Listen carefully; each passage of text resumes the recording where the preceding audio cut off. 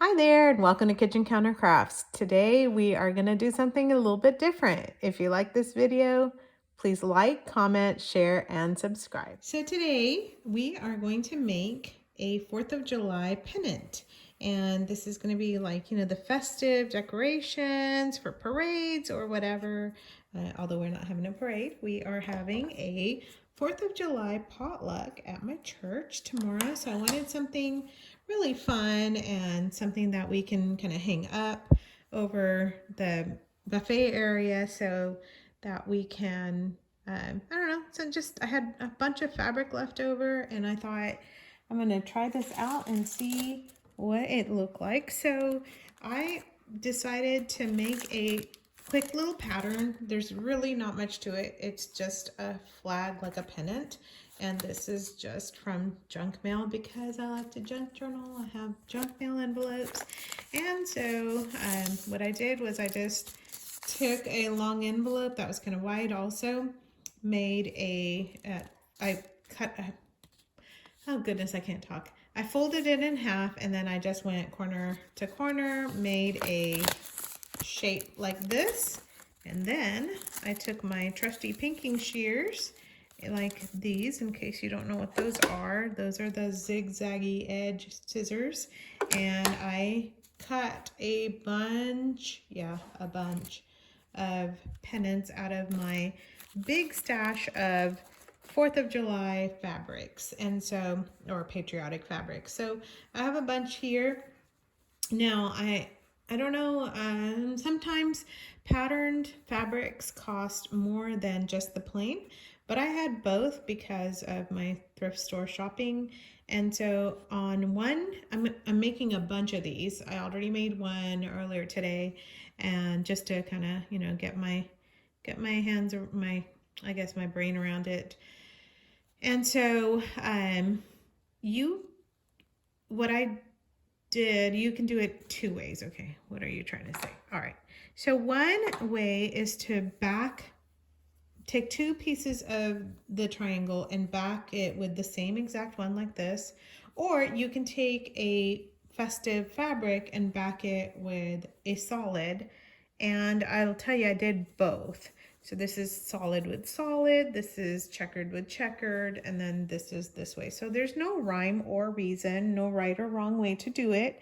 But I ran out of one fabric, and so what I did was I ended up just kind of putting two pieces of fabric together on this this particular pennant. So there is no right or wrong, but most of these are backed by red because I had a plethora of red. And so I hardly had any of this one. And then I hardly had a bunch of that. Had some of that. I hardly had a bunch of that other festive one, this one right here, which I really love. So I'm making several different pennants, and I just wanted to show you what I was doing. Oh, and then when you're cutting, don't throw your scraps away, because I just cut the scraps into long strips, and then I made these cute little tassels, or big ones and little ones. And so I'm going to be hanging these on a bunch of stuff tomorrow also, and this is going to go at the beginning and the end of the hangings, the pennants. Bunting. I call it bunting, but nobody seems to know what bunting is. They look at me like I'm speaking a different language, which I am. English was not my first language. So anyway, okay. On this particular one, just know that I cut the fabric and they're all facing the same way, same with here. So when you're picking this up, make sure that this is pleasing to look at from both sides. It doesn't matter that these flags are upside down. Don't worry about that. It's all going to be hung up and nobody's going to be too particular. And if they are too particular about it, just tell them, don't look at it. Right. So this, you just want to make sure that both have the patterned sides, so that you don't end up sewing same sides together. So make sure that you're putting those together like so. And I think those are the only instructions I really have. Okay, so we're gonna go ahead, and I hope I still stay in frame here. We're gonna sew this together. You just use a straight stitch, and it's actually fairly easy to put together. I'm going to do that, and I'll show you how I do it. So you sew a little bit, lock in your stitch. Don't worry that these are not matching up. You can kind of pretend like they are. Keep the needle down, and then you lift this up, and you can just rotate the triangle.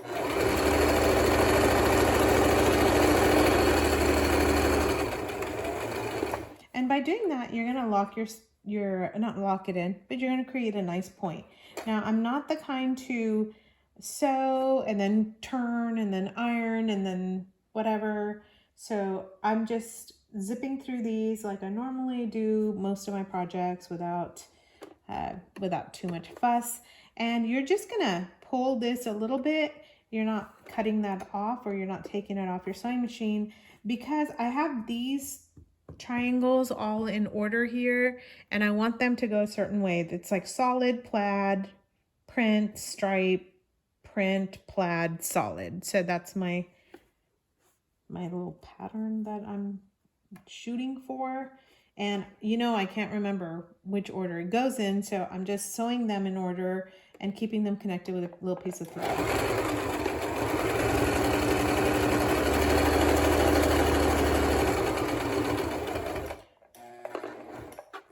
Okay, and get the needle down, lift up your presser foot and flip it around.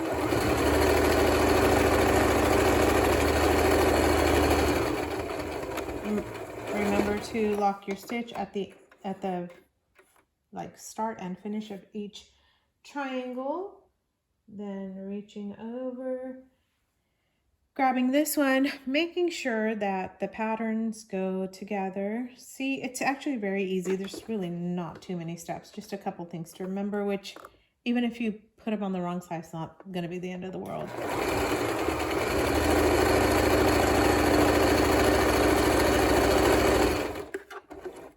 Needle down, flip around.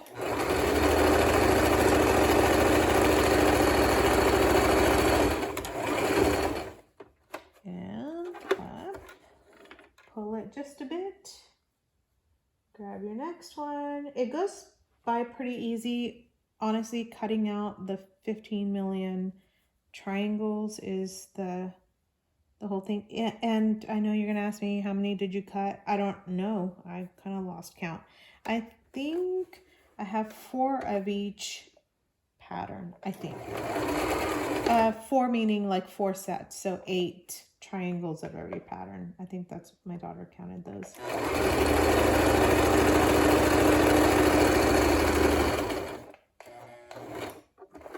And I don't know if you noticed, but I just have a cream colored thread. I don't bother changing threads. I kind of like the contrast.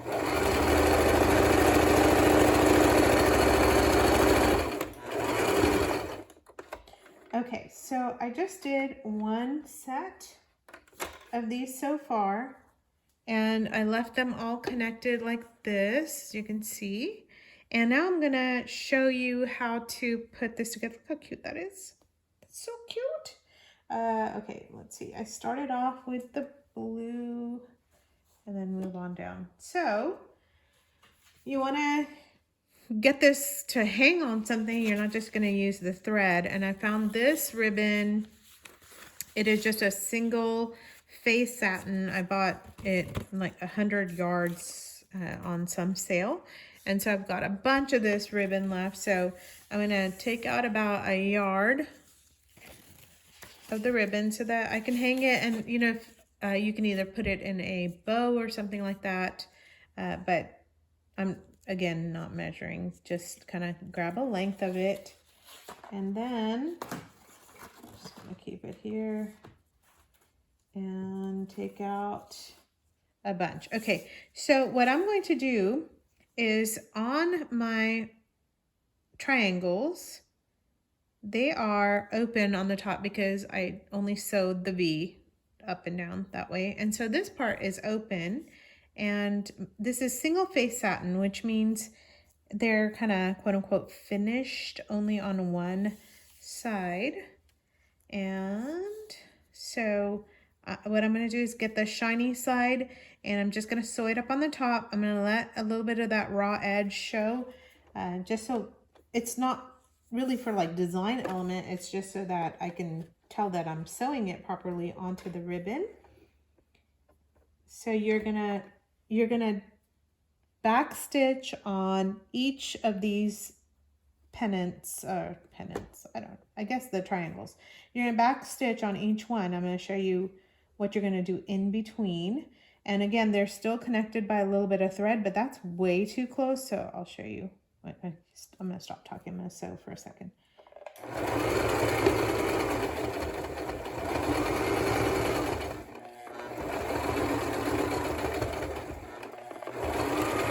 All right, so I finished that off on that end, and I'm gonna snip the thread here because I don't want to lose the pattern where I'm at, but I don't want it like right next to the thing either. You can if you want to, but I really don't want to, because I'm going to be covering a lot of space with these in our church kitchen area. So I'm just pulling the ribbon there, and yes, there's thread connected to it, but I'm not too worried about that. So I'm just going to cut the next pennant off, and I just pulled, I think I'm going to use this as a spacing so that they're kind of fairly evenly spaced in between. So I'm just gonna pull that much ribbon to the back. I hope this makes sense. I'm gonna do another one so that you can see what I'm doing. All right, and then I just am lining that ribbon up again and going forward. I'm also just stitching right in the middle of that ribbon,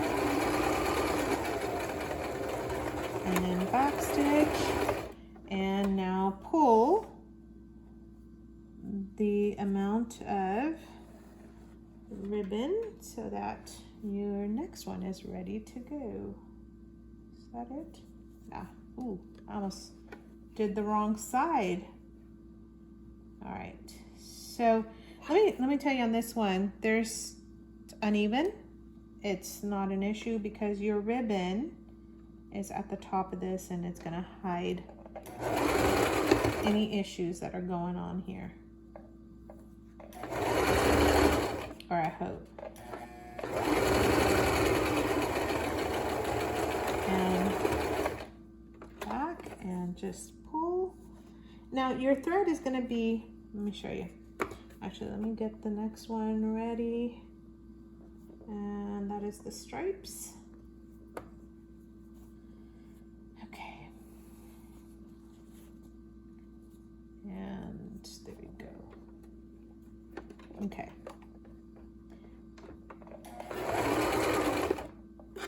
Okay, let me show you before I get the stripy part out. So this is how it's looking, okay?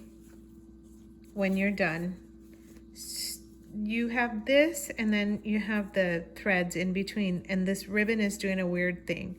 And that's because you just kind of pulled the threads. You didn't really, you're wanting the ribbon to have more space, and it doesn't matter how much thread, because we're trimming off all the threads from this pennant. So when you're done, you're gonna have a nice amount of space in between your pennants like that. So that's what I'm doing here when I'm leaving that much room and that much space. Okay, so hopefully that makes some sort of sense. So I'm going to continue to sew today, and at the end of this video I will take some pictures and place some pictures so that you'll see the finished product.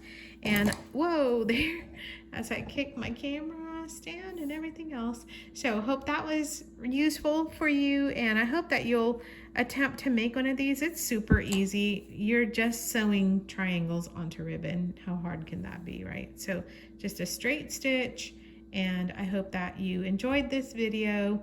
And if you did, maybe leave me some comments here or on Facebook. And I would love to have a picture if you made this for the 4th of July, or just for a birthday party or Valentine's Day. Whenever you're celebrating something, grab your stash of fabrics, and it's a really great stash buster as well as fun and cheap and easy to do. So till next time, bye and happy 4th of July.